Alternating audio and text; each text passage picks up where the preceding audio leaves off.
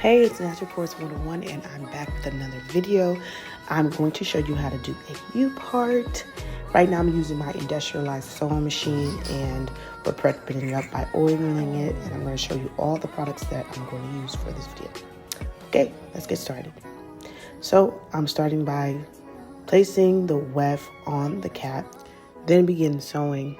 One of the most important things to remember while using this industrialized sewing machine is that you should always back stitch. This is not only just for this machine, but any machine. If you're going to use a regular sewing machine, the Singer sewing machine, it is always imperative that you back stitch. You need to do it. And this is how we're going to keep the weft to stick on the actual cap and not to fall apart after combing it or styling it. So this is how it sticks, and it stays long lasting. So you're going to place the weft on the cap, continue to sew, remember to backstitch and keep it aligned for every track going on the cap. You're going to cut the excess thread and then continue to sew. You're going to see me move my hands just to make sure the placement is correct so that it's not uneven and it's lined up just where I want it to be lined up.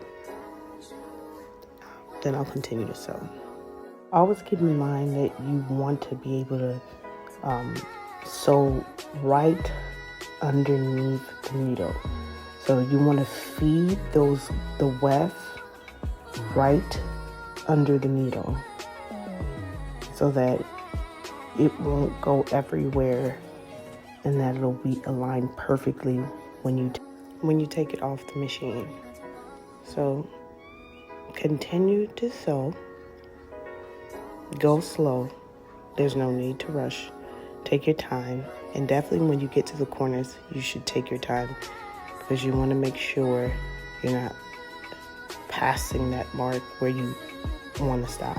So back stitch, lift up that lever. So with each track, you're just gonna fold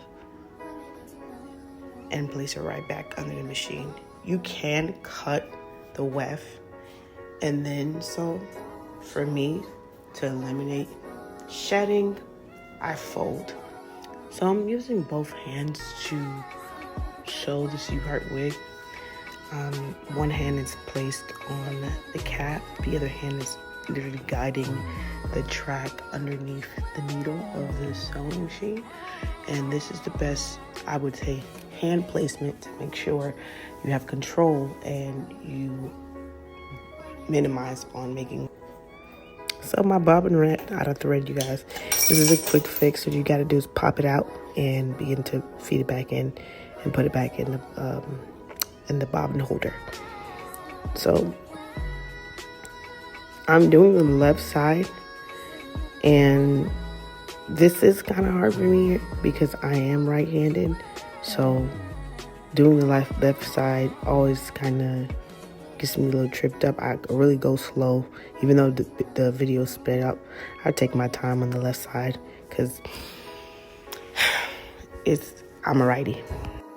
So when you finally get a hang of it and you get your rhythm, it's pretty much you're repeating the whole entire process from row by row by row. The only difference is when you get to the top of the wig, you're going to want to go slower because you want to make sure the placement is correct.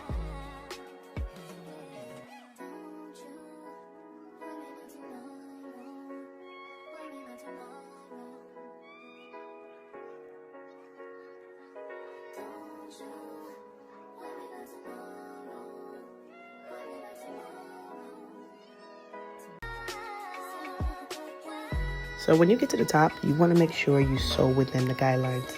You don't want to pass that line because that's your guideline. So keep it there.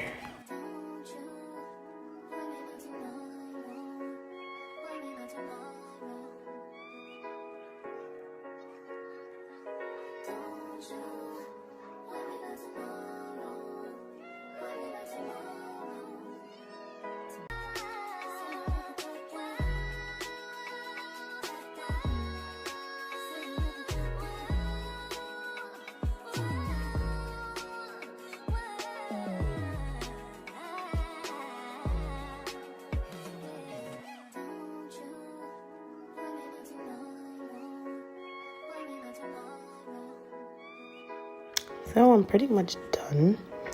I'm right there under the guideline. And I think that was the last track that I was going to sew on the neck. I think, hold on, there might be one more. And that. Getting as close as possible. So once I'm done with this last track being placed on the wig, I'm going to cut in the middle.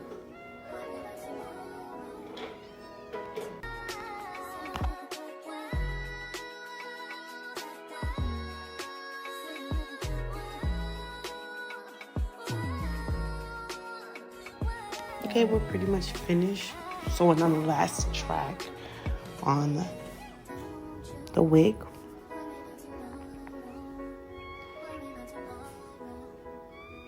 And that's that. It's done. And after that, cutting the middle portion so that we can make it into an official U part. There we go. There goes me rocking the wig. So you know what to do. Like, comment, and subscribe. Until next time. Peace.